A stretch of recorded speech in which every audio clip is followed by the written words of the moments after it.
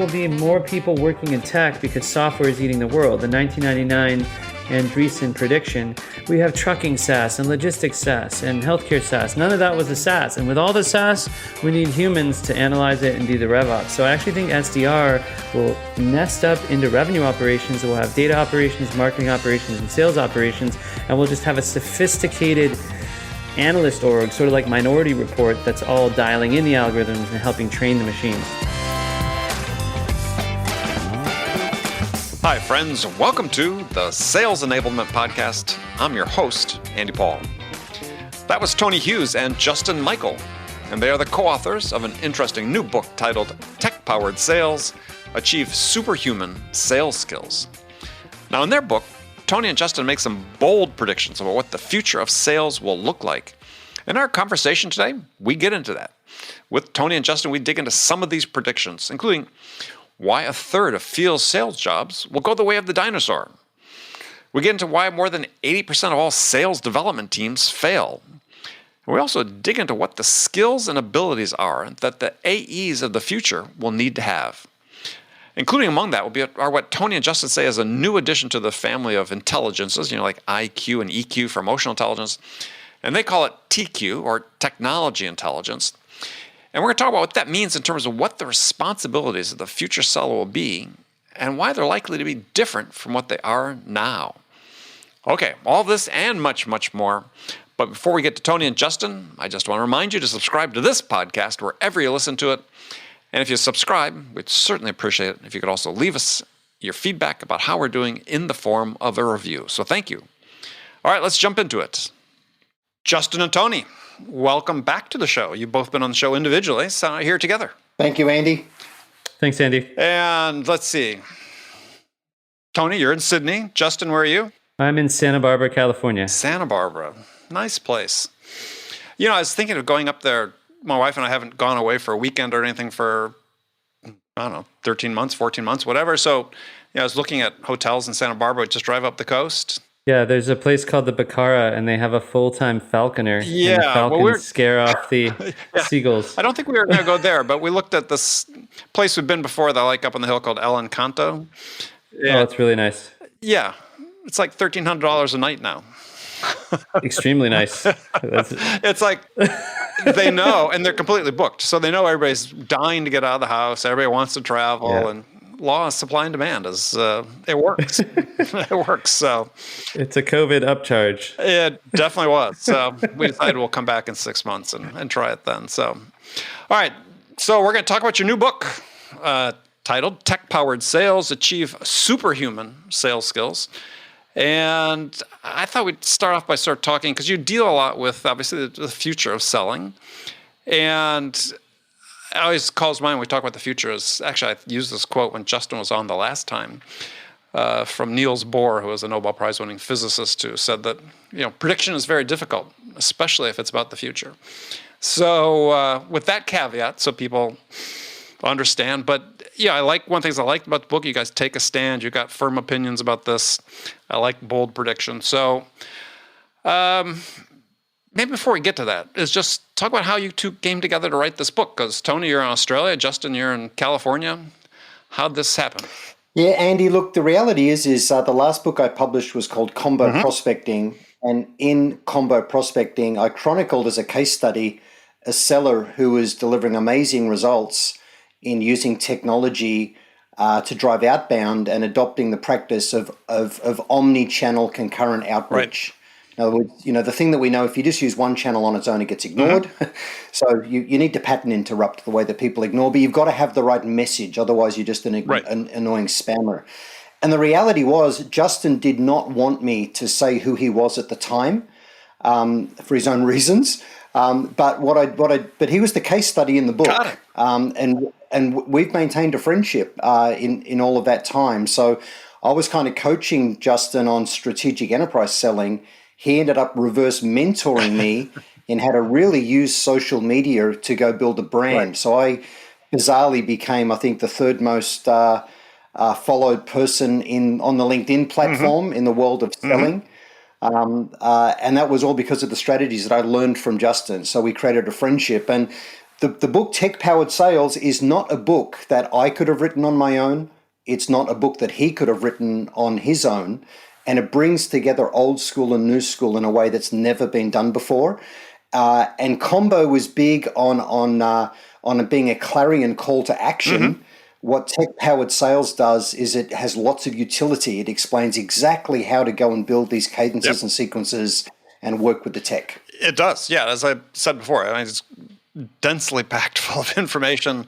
You guys talk to, I think, everybody in the world in sales and have them quoted, except for me, I think, in the book. So thank you for that. But yeah. I mean, it's literally you have to, I read through it and then I said, okay, I'm going to have to come back. I'm going to have to go through it again because there's just so much there. So, but let's start with, again, the future of sales, because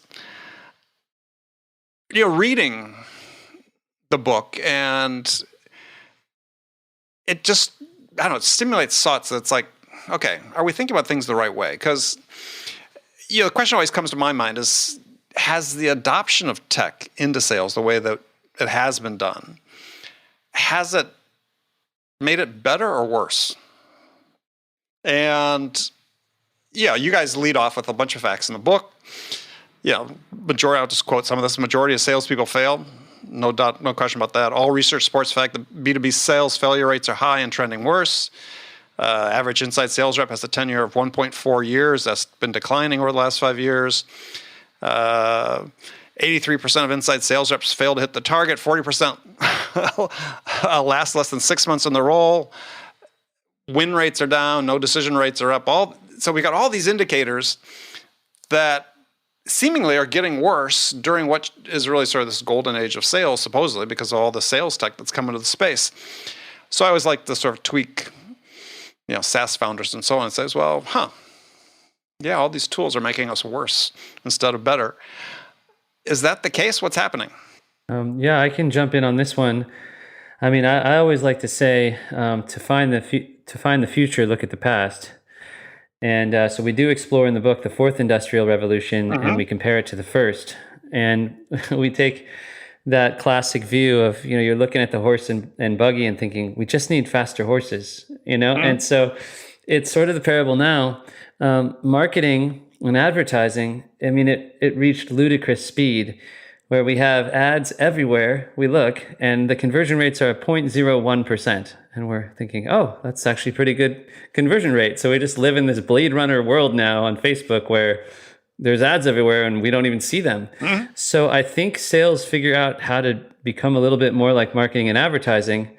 And it's gone highly macro, and it's reached ludicrous speed. What we talk about in the book, though, is what if there are a way to be humane with it and do hyper-personalization or small batch usage of tech. And it's not to say it's easy if you just use the tools. I always just say, if I go get Tiger Woods' outfit and his exact golf clubs and I jump on the golf course, I'm just going to slice faster into the trees. So this stuff is just amplifying somewhat of garbage thinking, because there's a lot of generations now that haven't been trained in strategic selling. So they know how to use tooling and go really fast, but they're not really sure how to create the value narrative. So there's a training gap that it's created, and Tony's uniquely suited. You as well, Andy. I mean, I'm not an ageist. I think the old guard is where we need to study. We need to figure out, Miller, Hyman, and figure out how to automate that. Okay. Well, I'm glad you didn't say we're supposed to kill all the old people. That's great. No, but definitely the lawyers. Right. So, but I before we sort of move on, excuse me, it's almost like we need a reset, right?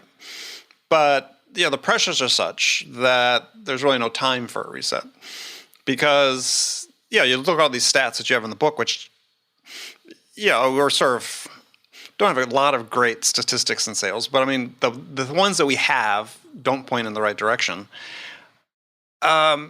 It seems like it speaks to sort of the larger issue around sales is, what is success? What is failure?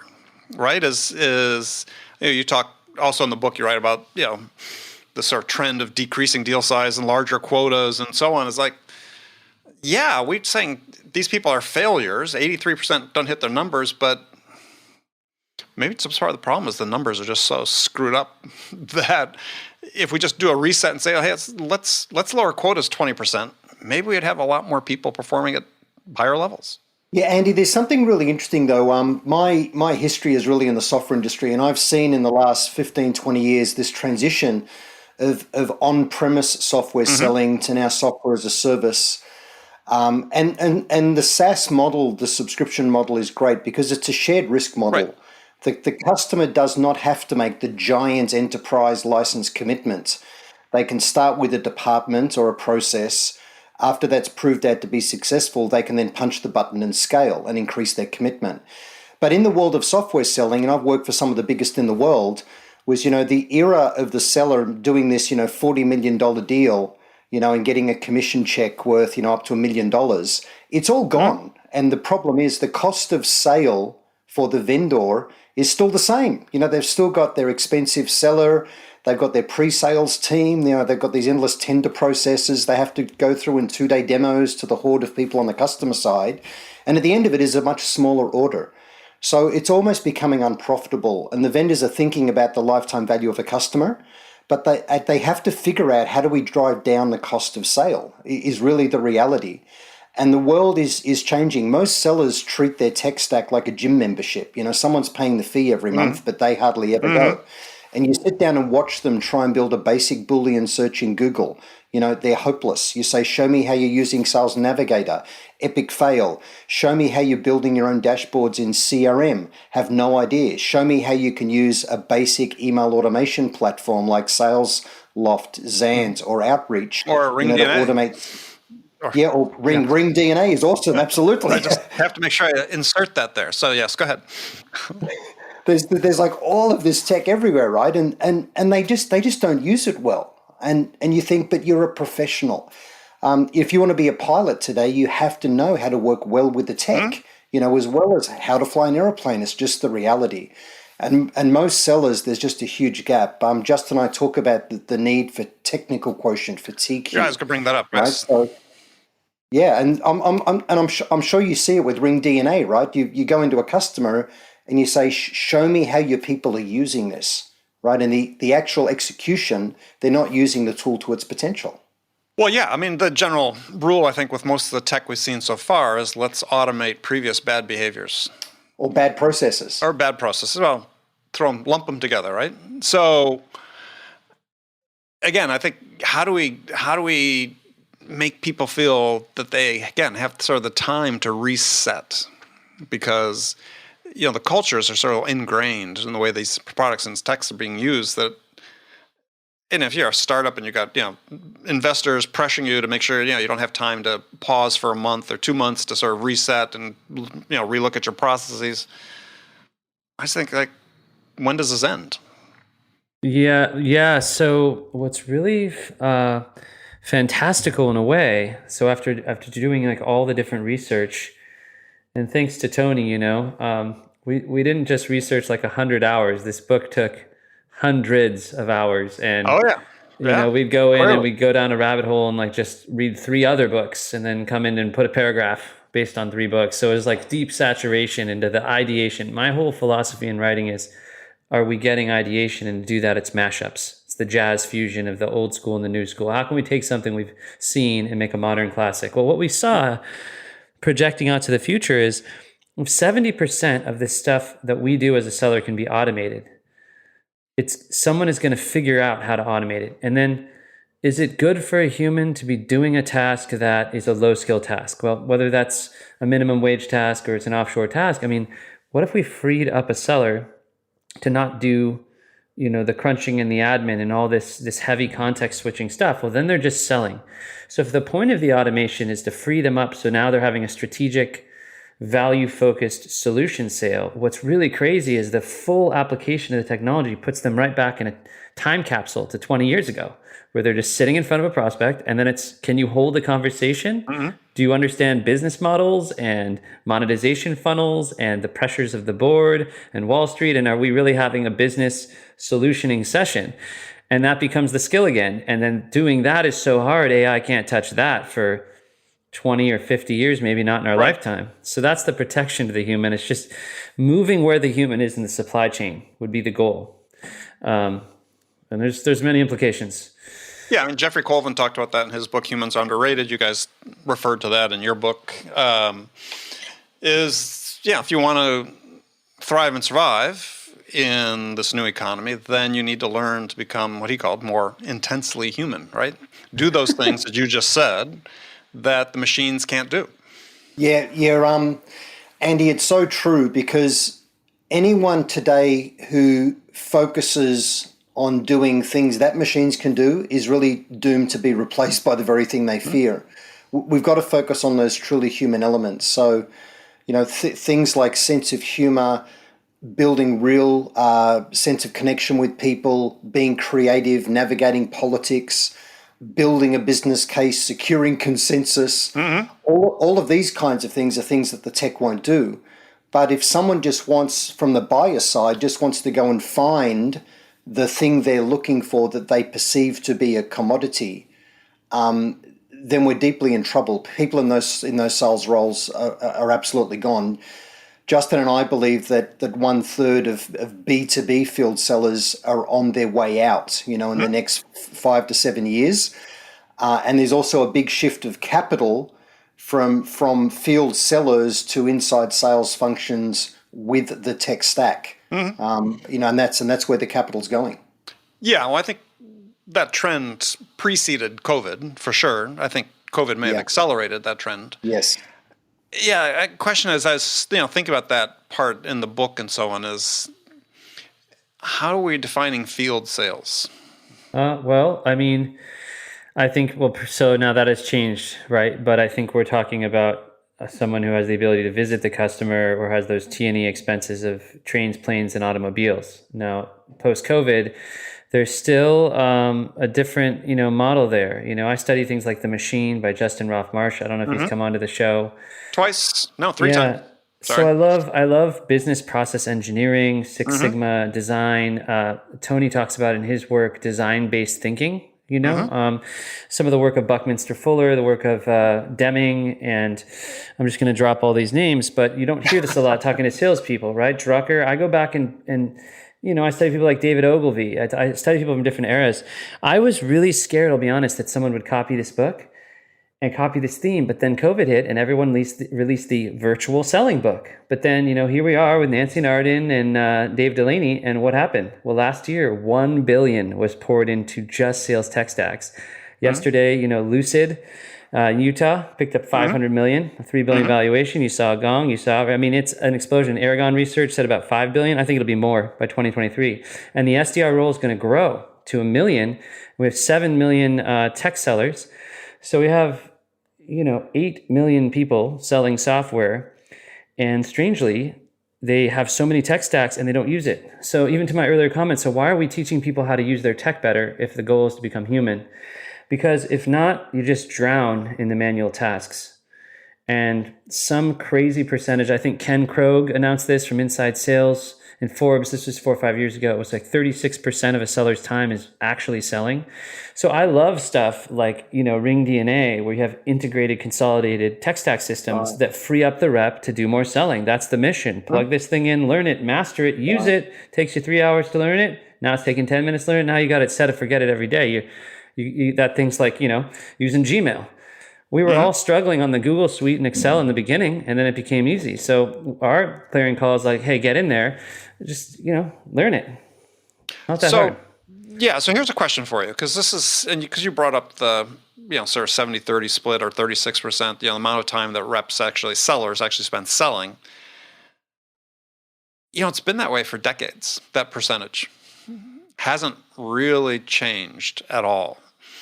So if we eliminate some of the manual tasks, which certainly should, and AI-based systems will do that, what's going to fill that time? Do we think it's really actually going to be selling, or is there something else that's going to fill the time?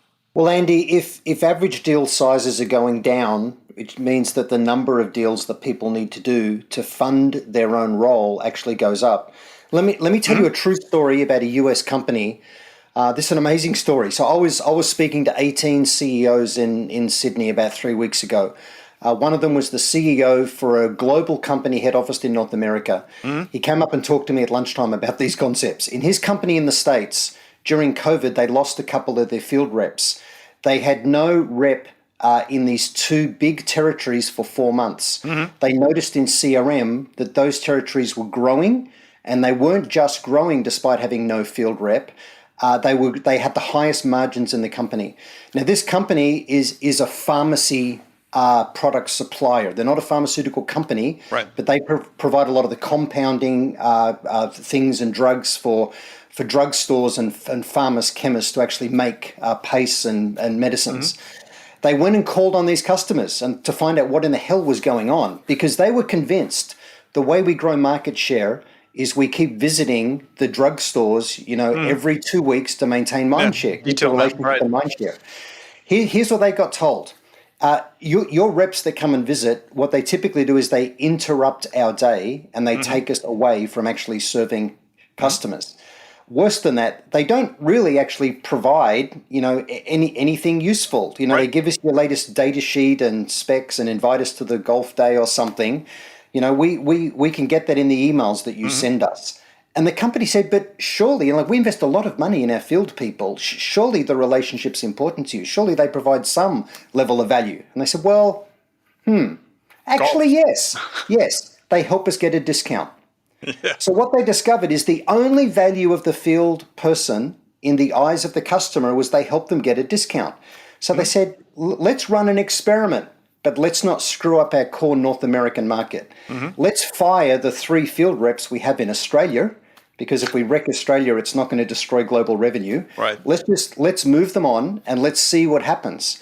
Their Australian business has been running this way, and it's never been more profitable and stronger. They've upskilled their inside technical people, so when they get a phone call about a technical problem with a product, they've trained them on stronger empathy and to be more commercial. So they've driven down costs. They've got no one in the field, and the field selling rep is now really, that role is filled by the manager. If someone needs to go visit someone in the field, the managers do it. Right. But the customer didn't see value in a relationship for relationship's sake. So sellers have to create genuine consultative insights in how they go and engage, and use tech to give them time back and automate as much as possible to extend their reach and effectiveness. Yeah, I think you're describing a situation that's existed, let's say, for some time, and that the good sellers were creating that relationship, that value-based relationship as you talked about, but the vast majority weren't. So why keep them? And Neil Rackham wrote about this 20 plus years ago in his book, exactly. Rethinking the Modern Sales Force. He said, look, if the channel doesn't provide value, then the customer will buy from the channel that adds the least cost to the transaction. And that's what we're seeing. Yeah, it's true. It's true. And every business has got to think, what really is our strategy? Are we going to succeed by knowing our customers best? Are we going to succeed by having the best business model that drives the cost, out of getting our thing to market? Or are we going to be the best because we just have absolutely the best product? There's those 3 fundamental different models, and we've got to think about, because in my view, the future of selling is when seller relevance hits buying intent. And if you can use tech to get that intersection to happen, and you support buyer's journey and map your selling process in, and then the human gets involved at exactly the right time. So this thing of really using tech to detect trigger events, to create warmed up conversations for people, so that your people aren't leaping out of the trenches charging at machine guns, just all dying and failing. And we go, but that's noble. They're working hard. We have to work hard and smart. But every interaction has to provide value for the customer. Otherwise, there's no point. Yeah. Well, you're speaking to the chorus on that. No argument with that at all. I think that this is, you're talking about the machine guns, though. I wanted to ask you about a point you guys made in the book, is that, if I had this correctly, tell me if I had it right, but basically you were sort of making the case that top of funnel selling is harder than selling. Yes. And so tell us about that, and then I'll propose a counter argument to that. It's so fun working with you on this podcast, Andy, because I followed you for years. I know Tony has too, and I just love just getting together with Tony because, we talk too much. Friends should not talk this much. Never write a book, I always joke. You sit there and listen to your own voice for 40 hours doing an audible, thousands of takes to get, and then they edit it and they send it back to you. Here's 60 problems in it. I'm like, Really? I have to do this again? Here's the thing. It's a hard thing about hard things. It's almost like two positions on a soccer team. I used to play sweeper, and all I had to do is keep it out of the backfield and kick it as hard as fast as I could. I didn't have to have that much stamina. I just would clear the field. Now, as a kid, I think in the pro World Cup, you gotta do that much anymore. But yes, yeah, yeah. So, but if you're up in the front, you're going to be running miles, and so the position is just so different now. Like when you're sitting in the top funnel as a specialist, there's a difficulty about it. There's a brutality to the level of rejection and the speed of the rejection. Absolutely. So in some ways, it's emotionally harder to get to being hit that hard. There's challenges around strategic selling down funnel that are also very hard. But I think what Tony and I both did, which is revolutionary, and it's probably, I bet others have done it, but we've made this case: you want to study opening, go study closing. And Ian Arino is my favorite because he says, time is the first commitment, right? So if you can't, these reps, they say, well, I'm more of a closer. I'm not really good on the prospecting. It's like, well, how are you going to get married if you can't get her phone number? What are we going to do? That's what I got. What do you think, Tony? So Andy, to me, opening is without doubt the most difficult and the most important phase of selling. It's difficult for a ton of reasons because the last thing buyers want is another seller in their life. They don't lie awake at night hoping a rep will call them the next day. They're not after more tech, right? They want more value from fewer supplier relationships in their existing world. They don't want new people. But, so it's really difficult, but it's the most important phase because the way we open really determines everything else. If we don't open in a way where we're making it all about their business case for change, we need to co-create a vision for a brighter future. And then we need to help them co-create the business case that funds that. Our whole mindset needs to be, hey, I'm not after some of your budget that you've got. What I do pays for itself. Let's build a business case together. And as part of that, let's gather consensus with your team. Because the three reasons the deals stall and die is a lack of strong commercial value in the eyes of the buyer. The next reason is a lack of consensus with all of the people involved internally. And the third reason is just that something awful pops up. They get acquired, our key person leaves, all of these things that happen, right? So it's why we need a sense of urgency. But if we don't anchor the commercial value and get to the power base and the consensus group of people in the company right from the get-go, and that's what I say to sellers, when you're blending qualification and discovery, forget all of your MEDPIC and BANT and all of the other acronyms. The thing is, the degree to which they'll share with you insider information and access to others, that's the degree which you're likely to win.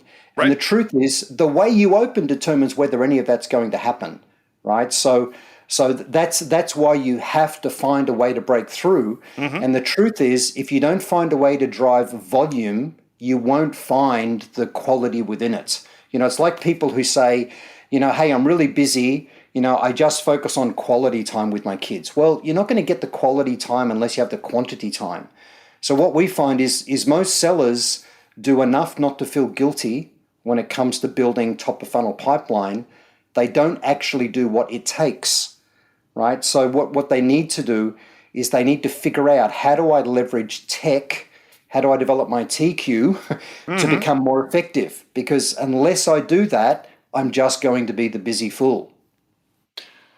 Okay, so let me ask you a question. Ready for the challenge. Let's challenge, Andy. Let me ask the question.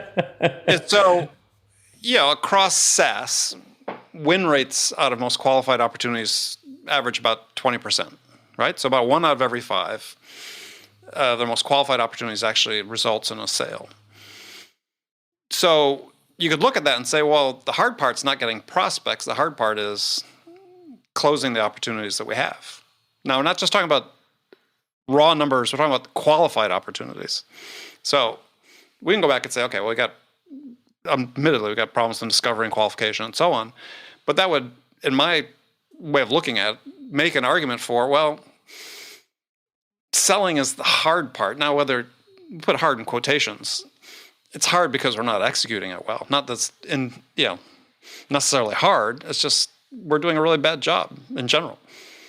But we have enough opportunities. We have enough opportunities that we could actually, if we were doing a better job of the selling, we could actually close a higher fraction of them. Can I jump in on that before I throw to Justin? Sure. I've got clients that have got 40% win rates, and the reason their win rates, some at 60%, the reason their win rates are higher is they're much better qualified opportunities right out of the gate. So the thing is, when I talk about buyer intent meeting seller relevance, if we get involved in a deal late, the customer's already looking. Now it's a red ocean feeding frenzy of comparison of vendors, right? And the win rates are lower. They were lower for that reason alone. But if you manage to self-generate an opportunity earlier, right? So, Steve Richard talks about this. At any given point in time, 3% of the market's actively looking for what we do. 40% of the market is also open. So if we get good at creating opportunities in that 40%, where we're the ones that become the emotional favorite because we build the business case with them, we gather consensus, we help them identify their risks, right? We get this thing over the line. We're the one they want to buy from. Yep. Your win rates go up dramatically. And that's what we talk about with opening. How do you go find that 40% rather than be in the red ocean part of the 3%? Because that's where you dramatically up win rates and get a much better return on sales investment. Okay. Justin?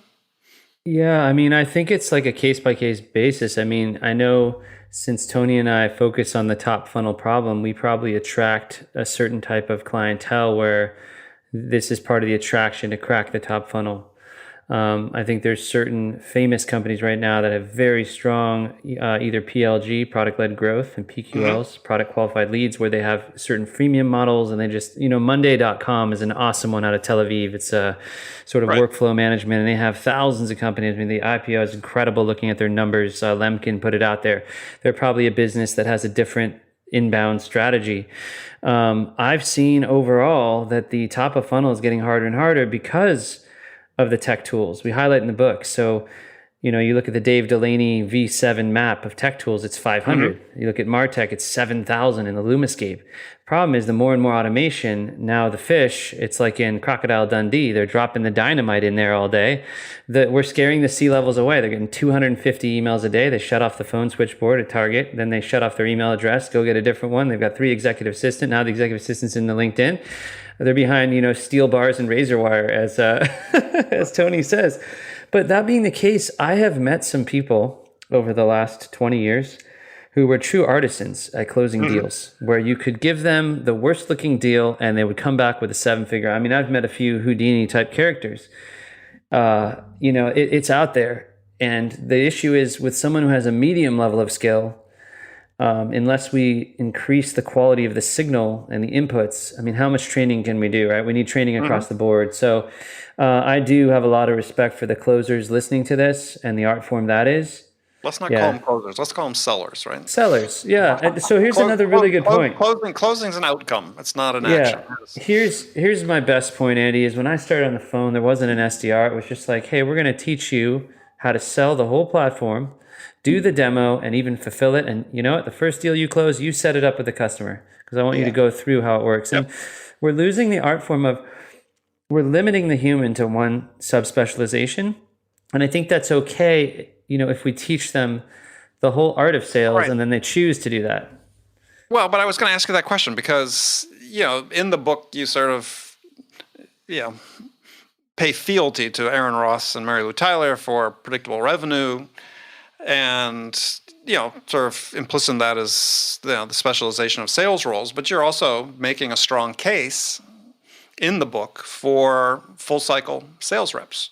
Well, Andy, the reality is that what I see in the marketplace is that the best it gets for an AE, an account exec, so typically a field seller, the best it gets for them in the leads they get that create quota for them is maybe 20 to 40% of their number will come from leads given to them by marketing and by that inside sales function, right? So, There may be some great inside sellers using Salesforce and Ring DNA, and it's playbooking the way they're doing outbound, and they get these qualified stage 2 opportunities they pass off.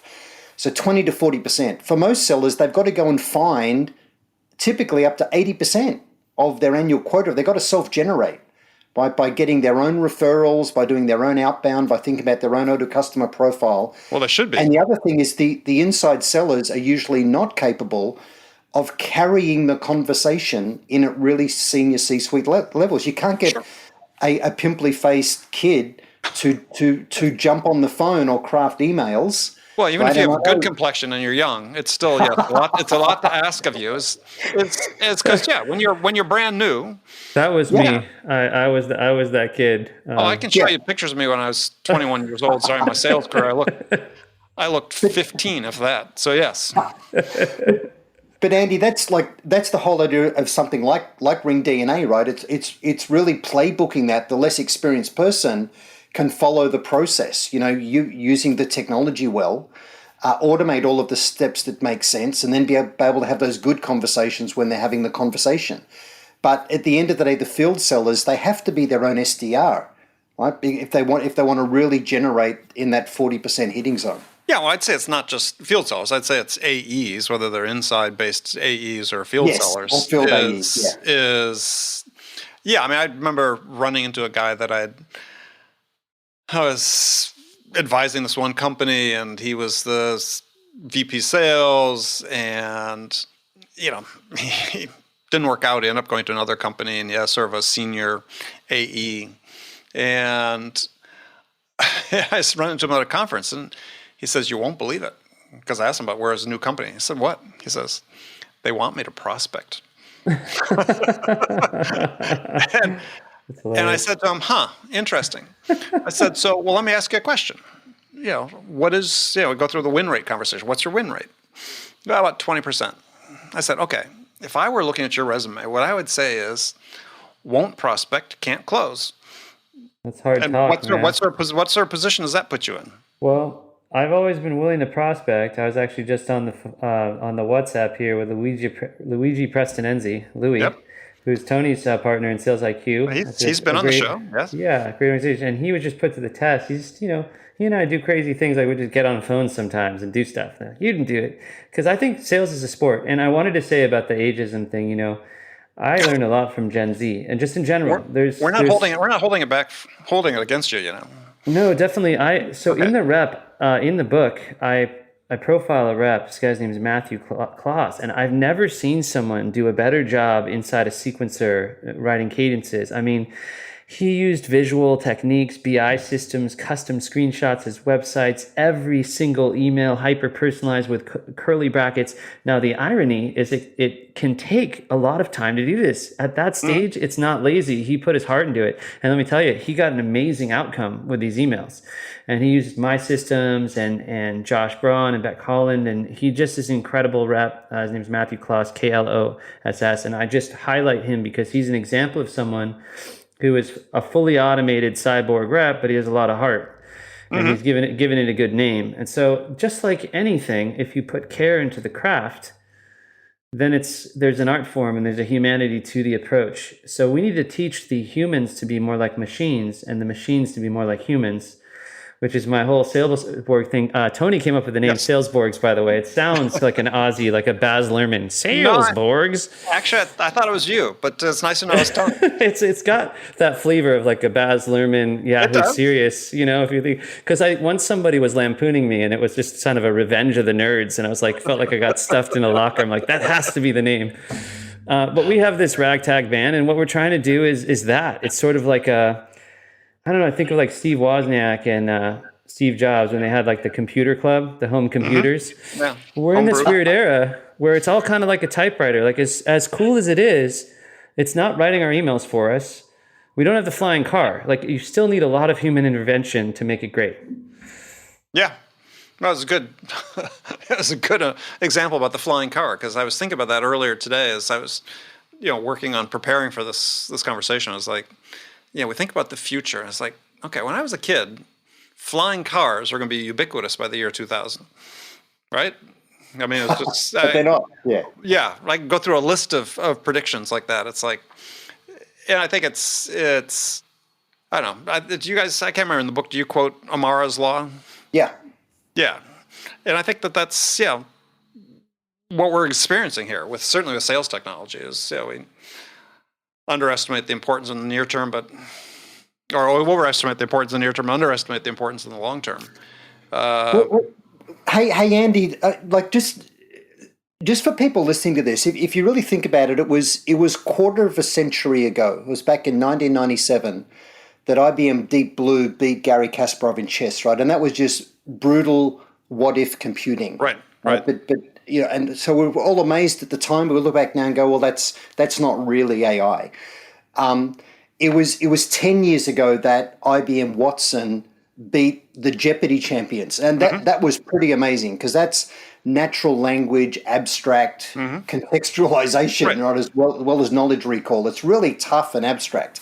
But there was back then there was no human that could beat, and there wasn't really AI, but it was on the way. But it was 4 years ago that Google's DeepMind with AlphaGo beat Lee Sedol. He was the 18-time world champion. And a lot of people don't know this, but the game of Go is 2,500 years old. Yep. There's more Japanese potential game, moves right? or options in Go than there are atoms in the universe.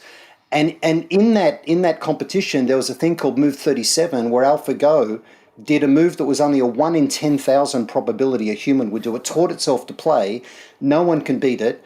Only a couple of years ago now, about 3 years ago, Google showed Google Duplex to the world, where AI is making phone calls and passing the Turing test and nobody knew. So the reality is that the rate that the tech is expanding is mind-boggling. Computers today can phone people up and have conversations, and people have no idea it's a computer. Now, it's not happening because society would rebel against that, right? But the whole idea of an AI virtual assistant for sales is very real. Sure. All of the elements are there to phone people and confirm appointments, to schedule the meetings, to listen for trigger events in the marketplace, to send the initial email out, all automated by AI. And then the human seller will get involved for the high value pieces. To me, that's where it's all going. Right. And that's where I was going to ask you a question is, so rather than sort of say, well, it's a big deal that 33% of field sales reps are going to go away, how about 80% of SDRs? There's a lot of roles that will change, but the artificial intelligence is the next wave. It's as big as the internet, as big as the incandescent light, as big as antibiotics. People forget that in the Old West, in the gold rush, if you got an ear infection, you'd probably die. Like it's only recently that we have some of these basic innovations, but what happens is it creates jobs. So what I've actually encouraged all sellers to do is to study things like data science, if they have technical aptitude, if they're good with numbers, quantitative analysis, sort of the quant thing. If they're just good with tech systems, a lot of salespeople I know that aren't that technical are now RevOps leaders because they're just, facile with the tech. They're good with it. There's a lot of other things like game theory and persuasion and psychology, neuroscience. There's things you can study like pop sci type stuff that inculcates you with this sophisticated approach. But as far as like they're working 16 hours a day type repetitive tasking, it's just not going to be there. So the roles will change. I think there will be more people working in tech because software is eating the world. The 1999 Andreessen prediction, we have trucking SaaS and logistics SaaS and healthcare SaaS. None of that was a SaaS. And with all the SaaS, we need humans to analyze it and do the RevOps. So I actually think SDR will nest up into revenue operations. It will have data operations, marketing operations, and sales operations. And we'll just have a sophisticated analyst org, sort of like Minority Report, that's all dialing in the algorithms and helping train the machines. Okay. I agree, and the thing and the thing for sellers is they need to become good orchestrators of technology, regardless of what their role is, right? So if you're an AE, the fundamental things of Salesforce, of RingDNA, of LinkedIn Sales Navigator, of using sales intelligence tools, whether it's Zoom or Lucia or Trigger, these tools that give you phone numbers and your ability to actually build a basic sequence, that you can get running, in that sales automation stack. Yep. So you can then get on the phone at the right time, using a platform to find a level of buyer intent before they're out comparing you with competition. So, you can get in early and set the agenda. But it's using tech to do that well that will set the winners apart from the people that just fade away. Yeah, and I agree. I'm 100%. I think that, I'd sort of frame it as that there's been sort of a generation or two in sales, specifically in software, where they've had so much of that handed to them. And they've lost the muscle. And to your point is, if we automate a lot of that up front and get to a point where the sellers engage initially at a point where it's actually selling as opposed to lead gen, which I call marketing, then it's they need to be able to get themselves to that point, to the point you made earlier, Tony, is you can't just wait for somebody to hand something to you. And what's happened is we have too many sellers that sit around waiting for leads to happen to them when they should be out generating them. Yeah, the thing that Justin and I have talked about a lot on the side is because we work with a lot of people and try and help them. Mm-hmm. In the absence of being the one that's consistently bringing in the revenue and hitting your number, in the absence of that, you need to be the one that's self-generating consistent quality pipeline for the organization. That's what makes you safe. Yeah. Well, I mean, I wrote about this in my second book. It's like, you prospect because you have to, right? Unless you're getting served on a platter, premium quality leads, what are you going to do? You got to go out and prospect. I mean, it's. I said I worry that we've trained a generation of sellers that this is going to be handed to them, and I think you're right. I mean, I think the future is more about full cycle responsibility. Yeah, it's going to be a brave new world. I mean, I always dreamed of maybe writing a sequel to Predictable Revenue. And there's been a lot of predictable type books with a similar theme or something that seems the logical flow. But it's got a bit of a Bucky Fuller of a different model. What came to our attention, and I think it was in Psychology Today, there's a concept of TQ, technology quotient, or DQ, or AQ, adaptability, or digital quotient. It's just this idea of the fusion. We got lots of use. Yeah, of human and machine. But there's a certain adeptness that's, in every era. And I have people like read the manuscript of the book and come back and say, hey, these principles would have worked for me at Oracle and big hardware 10 years ago. Or I actually was cluing in on this idea. I mean, I used to use Photoshop and Pro Tools, very advanced musical recording systems and advanced graphic design systems. And same thing, all based on analog elements. They're digitized now in this virtual reality. So there's no way to write a book that's future-proof. In fact, I'm a huge fan of books like Hacking Sales by Max Altshuler or Predictable Revenue or The Machine. And the risk when we wrote this is, well, we're going to name all these vendors and there's going to be M&A and they're all going to be gone. And so we thought, what is the meta skill? Learning how to learn.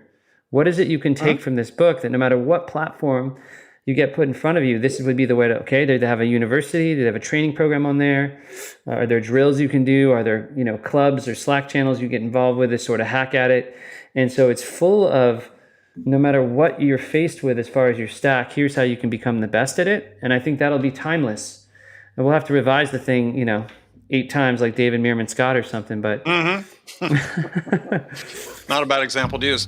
Yeah, but I think the thing with the AQ is actually something worth emphasizing, right? Because people misread Darwin all the time, and they think he talked about survival of the fittest, where actually what he talked about is survival of the most adaptable. And that was the key. That was the key thing. It was adaptability. It was not fitness. And I think that's the challenge for salespeople today. Looking forward, if you're in your 20s or 30s and you're thinking, okay, what's my career going to be over the next 10, 15, 20, 30 years? It's the ability to be adaptable. And I mean, Tony, you've had to be adaptable in your career. Not calling you out as an old person, but I'm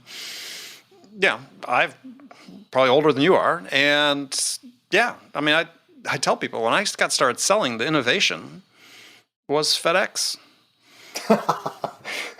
I mean, FedEx was founded the year before I started selling.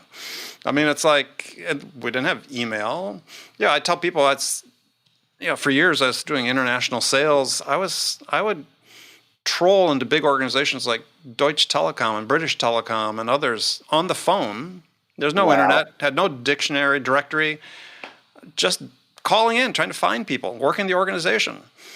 So I was at the tail end of that. I always encourage people to go read like what I call dusty books, and to go check out this stuff, because there's all these amazing systems and all these incredible writers, selling writers over the years. And, with me being the sales cyborg, and, I love what Todd Capone is doing. It's actually totally a coincidence, but Todd was my trainer at Salesforce back at Exact Target Marketing Cloud in Indianapolis almost 10 years ago today.